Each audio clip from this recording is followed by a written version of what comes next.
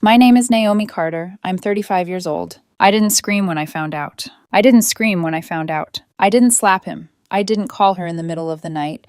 I didn't throw dishes or cry into the kitchen sink or do any of the things people imagine when they picture betrayal arriving at the center of a life. I made a plan. Then I followed it all the way to the end. I'm writing this now from a one-bedroom apartment in a city where nobody knows my history, nobody knows my family, and nobody flinches when they say the word sister around me.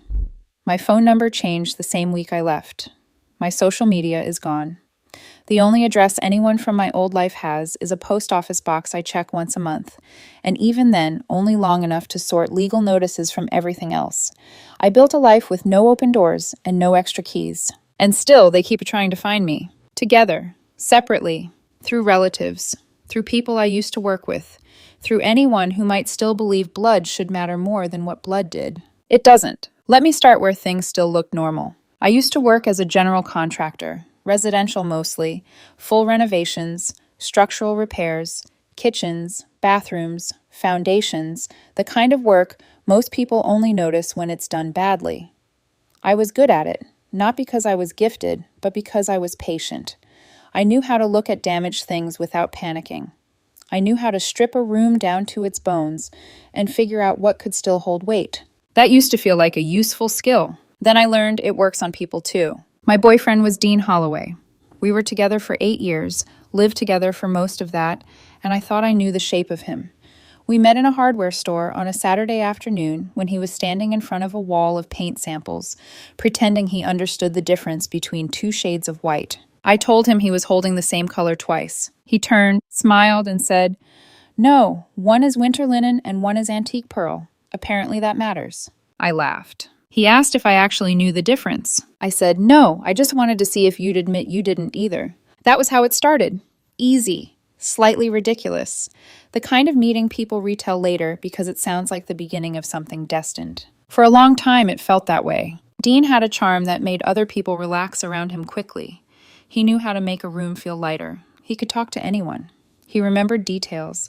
He had this way of looking directly at you when you spoke, like what you were saying mattered more than anything else happening in the world. I loved that about him. I loved a lot of things about him before I learned how much of it depended on who was watching. My younger sister was Brielle Carter, 3 years younger than me, and restless in ways our mother used to call hard to settle.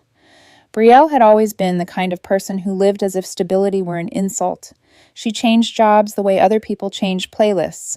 Waitressing, boutique sales, 1 month in real estate, 6 months trying to become a fitness coach online, a brief period where she swore she was launching a skincare brand and somehow still needed me to cover her rent while everything was getting off the ground. I helped her anyway. That's what older sisters do when they've spent their whole lives being told to be the dependable one. I co-signed a car note once, covered 2 overdue utility bills another time, lent her almost $5,000 for a business plan that turned out to be nothing but glossy language wrapped around a scam.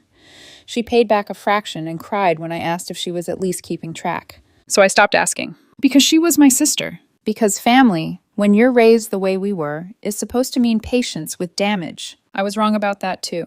Dean and I bought a house 3 years into living together. It was a wreck when we found it. Cracked basement foundation, roof damage, warped cabinets, old plumbing, rotten trim around the back windows. It was priced low because nobody sane wanted it. I wanted it immediately. I could see past the mold smell and the ugly wallpaper and the sagging porch. I could see what it would become if somebody loved it enough to do the work. So I did the work. I put down the down payment from savings I'd built before Dean and I ever combined a grocery bill. I spent 14 months rebuilding that house on nights, weekends, early mornings before job sites. Any hour I could pull out of my own body without collapsing. I replaced flooring, retiled bathrooms, redid the kitchen, reinforced framing, rebuilt the porch. With cedar, I milled myself and installed the front door with my own hands. That house was not just where I lived. It was evidence of what I could build from almost nothing. Dean used to stand in the finished kitchen and tell people, "Naomi made this place look expensive." I'd smile when he said it. Now I think about the word made. Brielle started coming around more after one of her breakups. She'd show up on Sunday nights with a bottle of cheap wine and a story about some man who didn't appreciate her. Dean was always warm to her, too warm maybe, but not in a way that had edges at first. He'd tease her until she laughed. She'd sit cross-legged on our couch and steal food off his plate.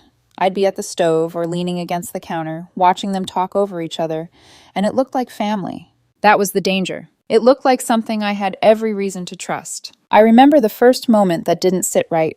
I was upstairs folding laundry when Brielle's name lit up on Dean's phone on the nightstand. I glanced without thinking. The preview only showed part of the message. You always know exactly what to say. I stood there with one of his shirts hanging from my hands, staring at that line a little too long. When he came in from the shower, I asked casually, "Why is Brielle texting you this late?" He didn't even hesitate. "She's spiraling again." I was talking her down. Then he kissed the side of my head like that answered everything. At the time, I let it. That's the part people judge when they hear stories like this. The little things. The swallowed questions. The moments that should have been enough. But betrayal rarely arrives wearing a name tag. It arrives disguised as familiarity. After that, I noticed more. Brielle texting him directly instead of using the group thread. Dean knowing things about her schedule I hadn't been told. Private jokes slipping between them across dinner.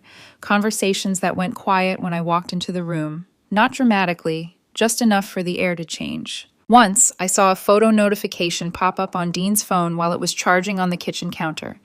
Brielle had sent a sunset over a highway with the caption, "Made me think of you." I stared at it long enough for the screen to go black. When I asked him later, he smiled like I was being adorable. "She's emotional. You know how Brielle is." Yes, I did know how Brielle was. I just didn't yet understand how he was. The day everything broke open was a Saturday in October.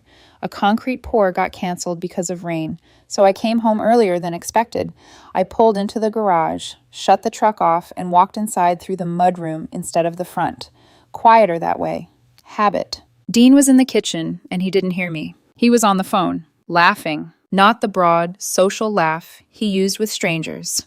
Not the easy, polished one he gave my clients when they complimented my work, and he basked in it like reflected light. This laugh was softer, intimate, careless. I stopped in the hallway. Not because I suspected the truth, not fully. Because there was something in his voice I hadn't heard directed at me in a long time. Then I heard him say, low and smiling, I know.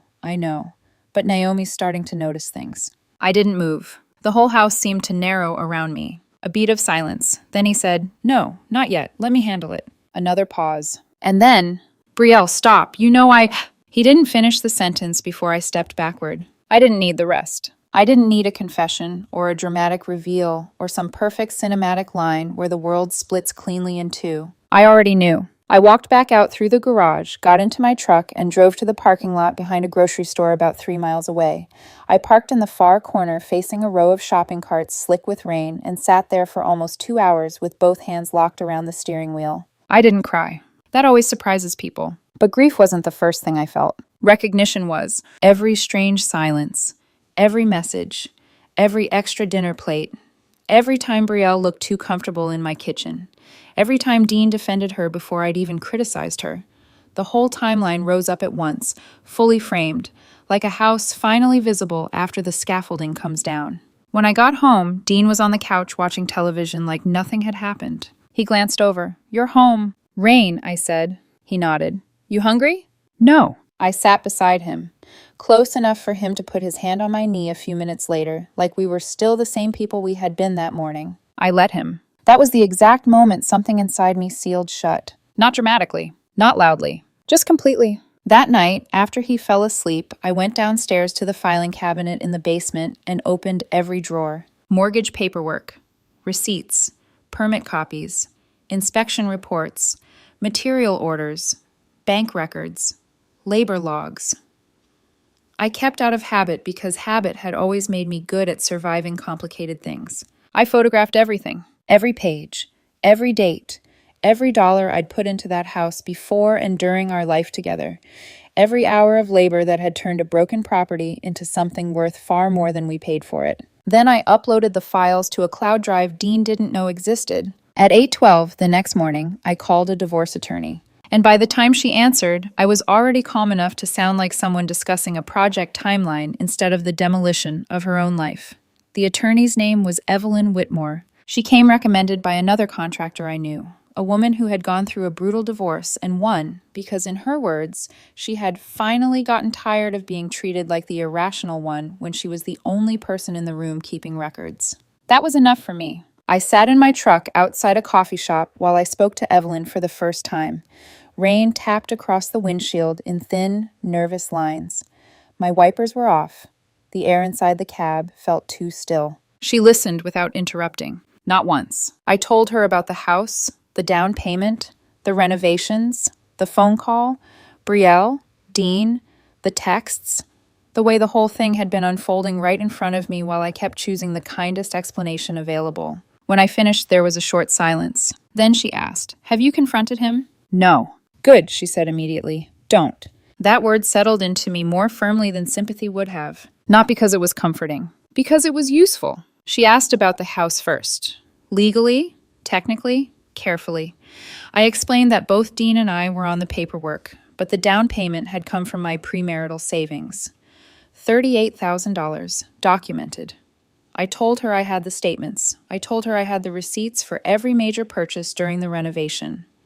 Lumber, tile, plumbing supplies, fixtures, quartz countertops, cabinet hardware, permits, inspection fees, paint, every dollar of material, every project phase, all of it tied to dates and photos because I had always documented my jobs like that.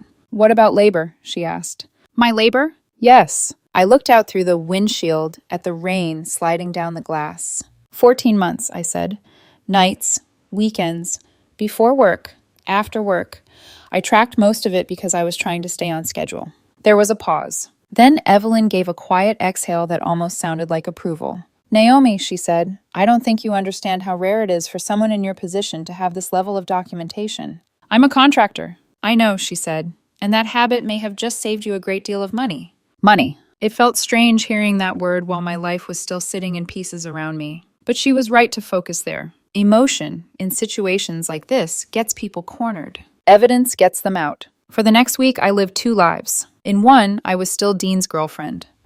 I came home, answered questions, discussed groceries, nodded through stories, let him kiss my forehead in the kitchen while I stood there thinking about legal filings and bank records, and how easy it was to mistake routine for loyalty if you were desperate enough for your life to stay intact. In the other life, the real one, I became meticulous. Every lunch break was spent gathering documents.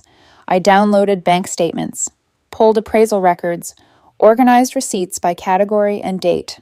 I went through old photo archives to create a clean before and after timeline of the house. Rot in the bathroom floor, cracks in the basement wall, exposed studs in the kitchen. Then the finished versions. Smooth tile, reinforced framing, new fixtures, sealed hardwood, cedar porch, oak front door. Every improvement had my fingerprints on it. Even the parts Dean bragged about to guests had come from my hands. Sometimes, while sorting files late at night, I would hear him walking around upstairs, opening the fridge, running water, laughing softly at something on his phone. I never had to ask who he was texting. That certainty was its own kind of violence. Brielle kept coming by, too. That was the part that taught me what self-control actually is. She'd sweep into the house with that same careless energy she'd always had, as if charm could smooth over anything, as if being loved her whole life had convinced her there would always be one more chance available. She'd sit at my kitchen island and tell me about some minor inconvenience at work or some friend who had disappointed her, and all I could think was, "You can still look me in the eye." Once, she laughed at something Dean said and touched his wrist as she passed behind him. It was brief. So brief nobody would have noticed it unless they were already watching for tremors under the floorboards. I noticed. Dean noticed that I noticed. For a split second, something moved across his face. Not guilt, not exactly. Assessment. Then he smiled at me and asked if I wanted more coffee. That was when I understood something important. He thought this was still manageable. He thought if he stayed charming enough, normal enough, attentive enough, he could control the pace of my understanding. He believed the truth belonged to him until he decided what version of it I deserved. That belief cost him more than he knew. 10 days after I called Evelyn, Dean told me we should have dinner at home Friday night because he wanted a quiet evening together.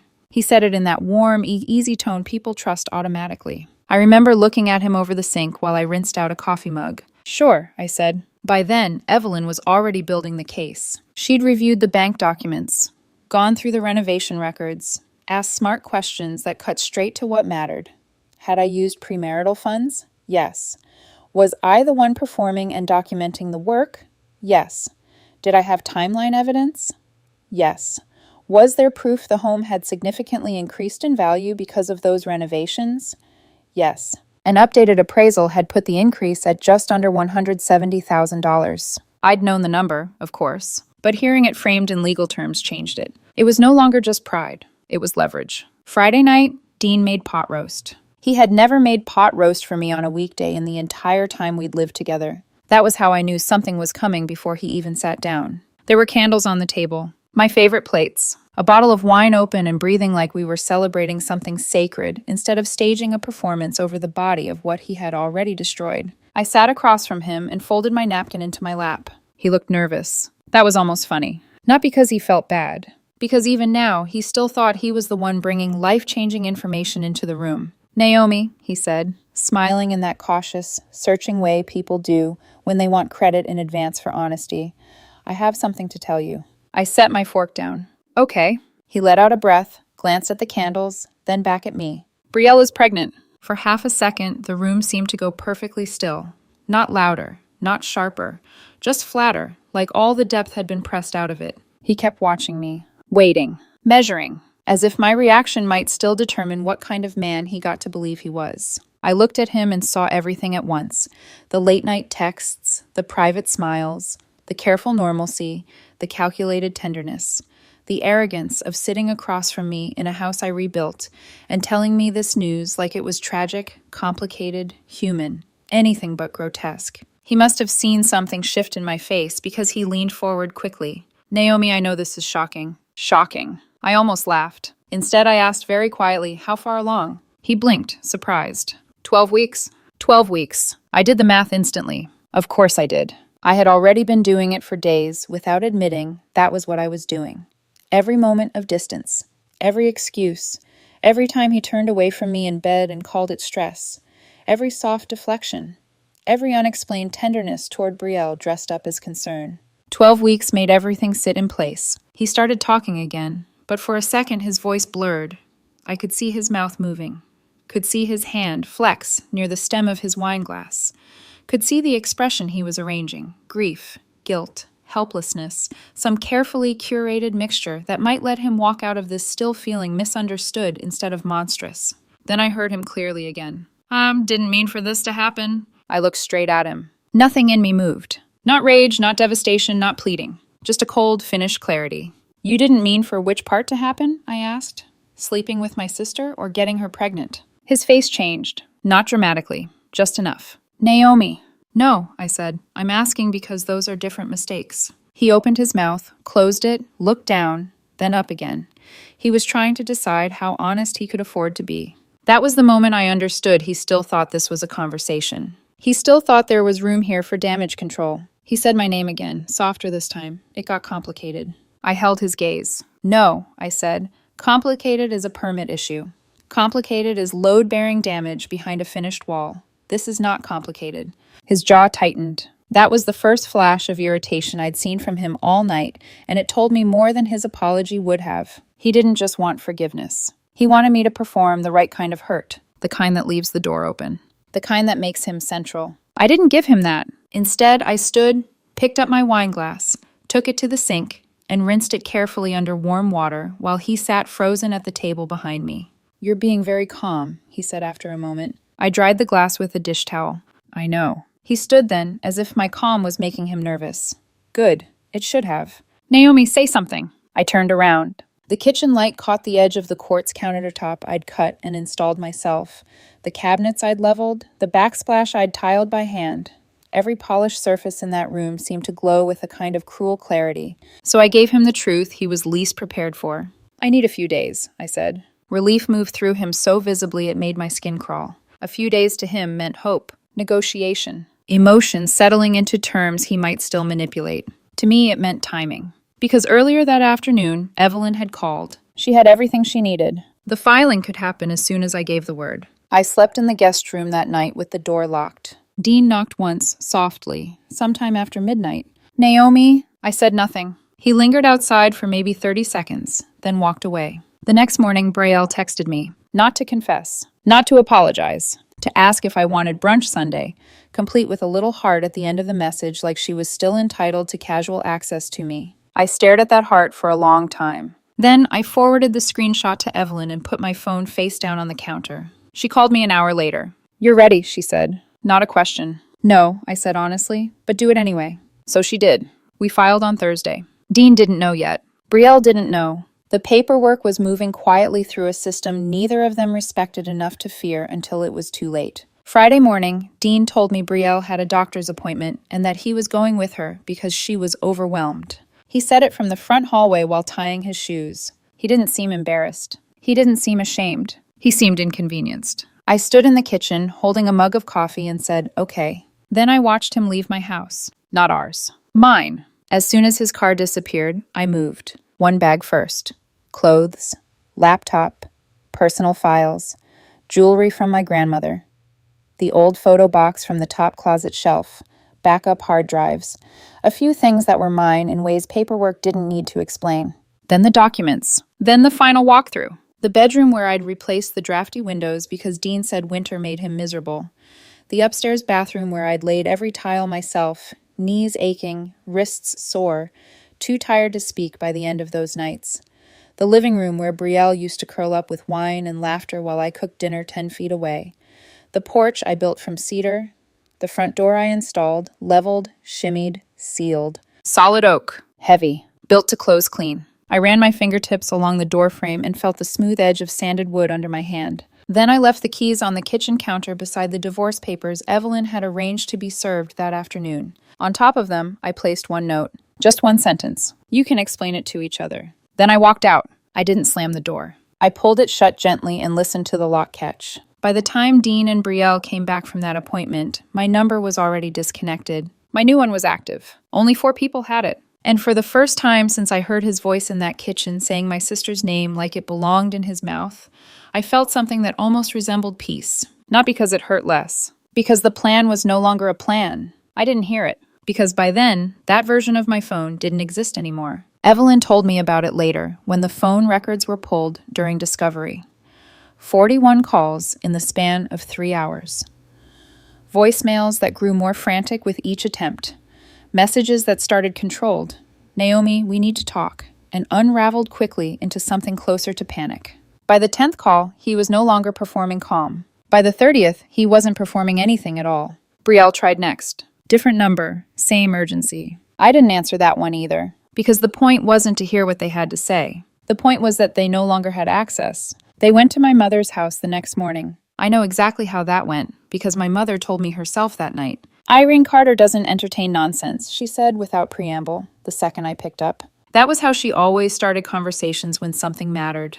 "They showed up together," she continued, standing on the porch like they had a right to be there. I closed my eyes for a second, picturing it. The porch, the same one I'd rebuilt when I was 16.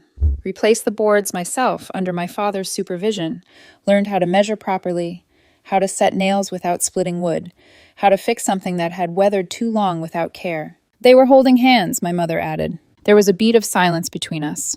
"What did you say?" I asked. "I said your name once," she replied. Then I told them I had nothing to say to either of them. I could hear the memory sharpening her voice as she spoke. "Dean tried first," she went on. "He said he needed to explain.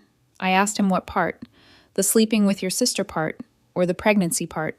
I exhaled slowly. "He didn't answer," she said. "Of course he didn't." Then Brielle started crying. Of course she did. That had always been her instinct, emotion as currency, tears as access. "What did you tell her?" I asked. "I told her," my mother said, voice steady, "that I raised 2 daughters in that house. One of them learned how to build things. The other learned how to take from the person building them. And I don't have space in my life for the second one right now." I swallowed. My mother rarely spoke like that. When she did, it meant something permanent had shifted. "They asked where you were," she continued. "I told them I didn't know, which is true enough." Another pause. "And if they come back?" I asked. "They won't," she said simply. "Not after what I told them next." What was that? That if they're looking for forgiveness, they're wasting their time. And if they're looking for access, they've already lost it. I leaned back against the wall in my apartment, phone pressed to my ear, and let that settle. Access. That was the word I had been circling without naming. They didn't just want to explain. They wanted a way back in, even if it was just to ease their own discomfort. Especially then. The legal process moved faster than either of them expected. That was another advantage of documentation. There was no room for interpretation. Evelyn laid everything out cleanly. The down payment from my premarital savings, $38,000, traced and verified. The renovation costs, $74,000 in materials, all tied to receipts, dates, suppliers. The labor, over 1,400 hours logged, supported by timelines, photos, project phases. Then the appraisal, $168,000 in added value, generated almost entirely by my work. Dean's lawyer tried to argue marital asset. Evelyn dismantled that in under 10 minutes. This isn't a shared investment, she said in mediation. This is a documented case of one party bringing in premarital capital and converting a distressed property into a significantly higher value asset through individual labor and financial contribution. I wasn't in the room when she said it. I didn't need to be. She told me afterward, almost clinically, like she was describing the outcome of a well-executed build. The mediator looked at your file for 15 minutes, she said. Then he looked at their side and said there wasn't much to debate. There wasn't, because facts don't negotiate. I got the house, the equity, my truck, my tools, my savings. The joint account was split evenly. That was the only thing we had actually built together. Dean got his car, his personal accounts, and whatever version of a future he thought he was creating with Brielle. The house sold 6 weeks later. $355,000. After the mortgage payoff and closing costs, I walked away with just under $190,000. Every dollar accounted for, every dollar earned. I didn't go back to the house until it was empty. No furniture, no photos, no dishes in the cabinets, just clean, echoing space and the faint smell of fresh paint covering the last traces of a life that had been dismantled with the same precision it was built. I walked through it slowly, not for closure, for confirmation. The kitchen first. Quartz countertops, seamless edges, cabinets aligned perfectly. The sink I'd installed, still centered, exactly where it should be.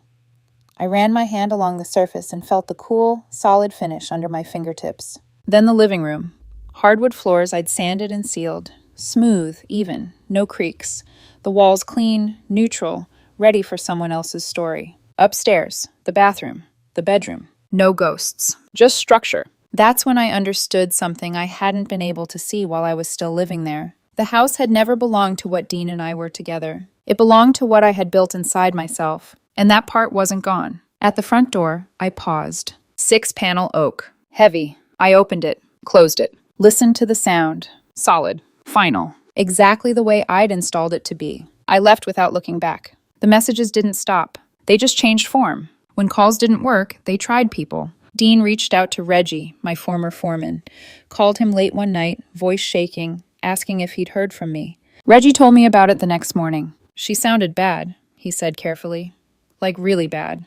I knew he meant Brielle. I sounded bad too, I replied, sitting in a parking lot realizing my life wasn't what I thought it was. He didn't argue. He just nodded. That's why I trusted him. Dean tried others, old crew members, mutual contacts.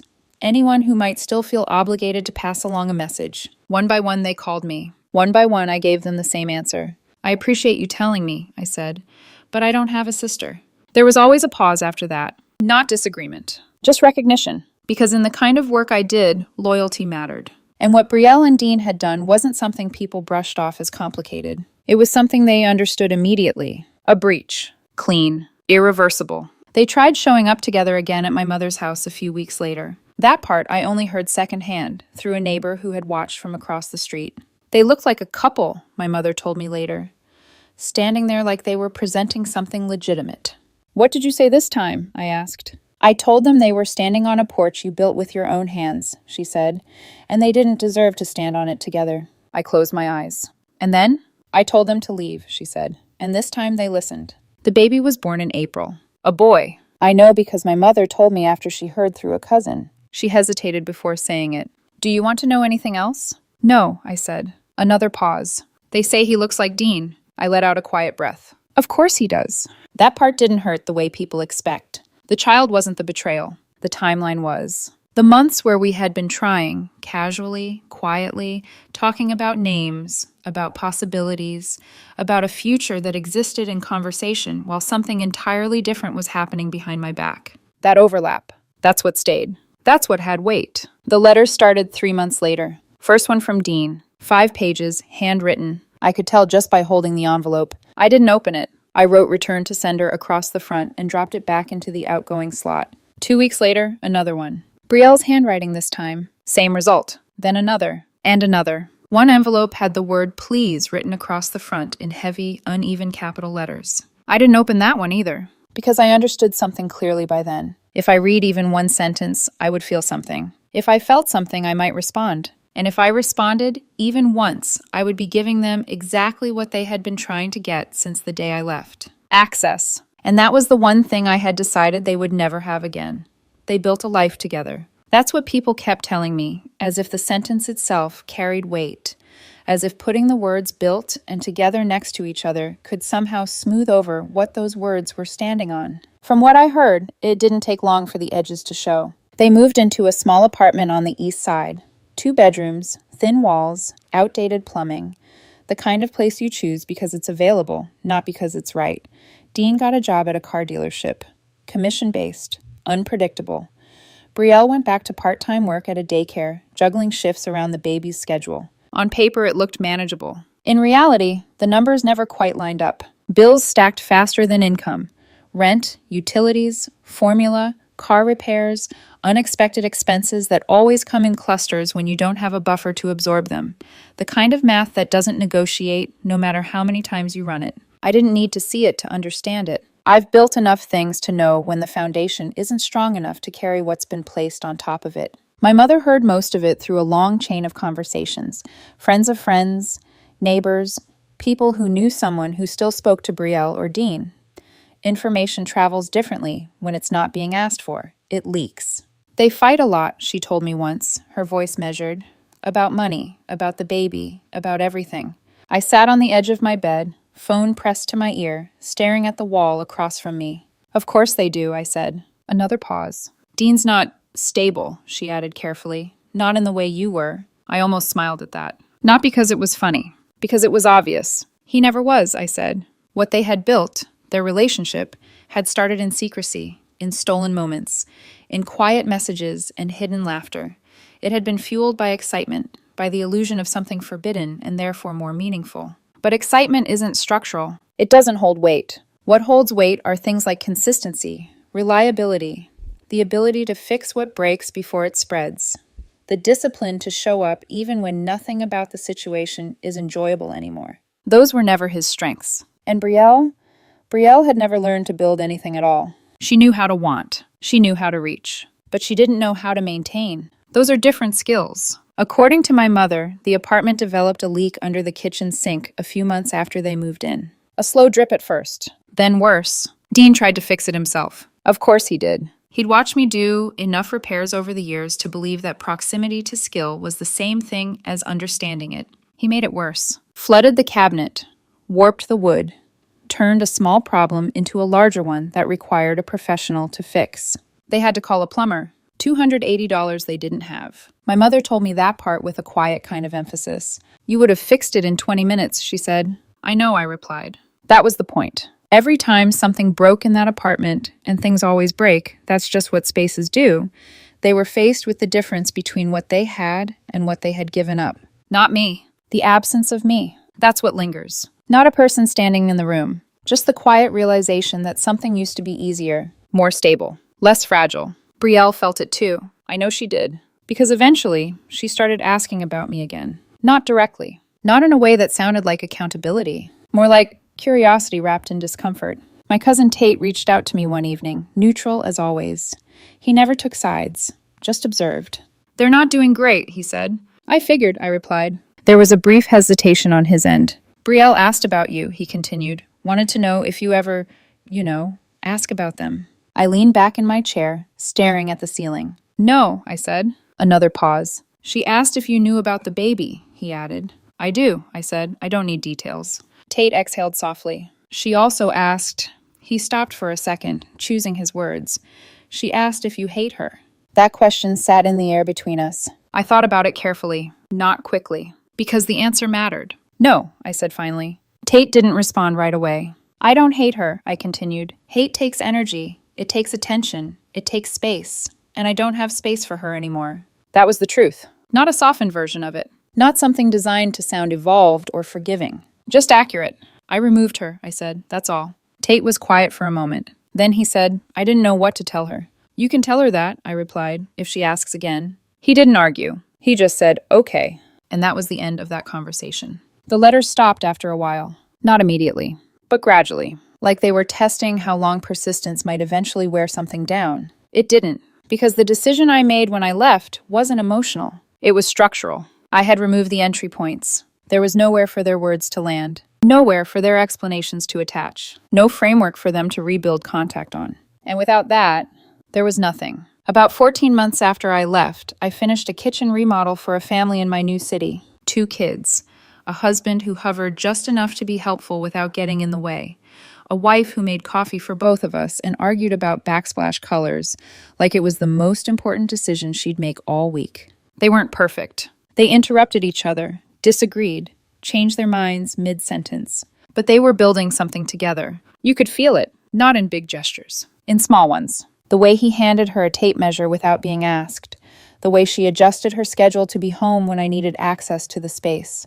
The way they stood side by side looking at the finished counter like it meant something beyond just how it looked. It reminded me of something, not my past. Something older than that. An idea. The one I had before I learned how easily it could be misplaced. That night, I went home to my apartment and sat on the edge of my bed. For a long time, I didn't move. Not because I was stuck, because I was aware of something shifting. It wasn't grief. That had already been processed piece by piece through action. It wasn't anger. That had never really stayed. It was something else. Possibility, quiet. Unannounced. Like the early stages of a build where nothing visible has gone up yet, but the foundation has been poured and cured and is ready to carry weight again. I stood, walked to the kitchen, and ran my hand along the counter. Not quartz. Not custom cut. Just standard material in a rented space. But it was enough. Because it wasn't about what it was. It was about what came next. I've always known how to start. You find what's broken. You figure out what it needs. You take your time. You don't rush the structure just because you're tired of looking at the empty space. The front door in my old house was 6-panel oak. Solid. Heavy. Built to last. I installed it myself. Leveled it. Sealed it. Made sure when it closed clean. 14 months ago, I shut that door. The sound it made was exactly what it was supposed to be. Final. I haven't opened it since. And I won't. They can knock as long as they want. There's no one on the other side anymore.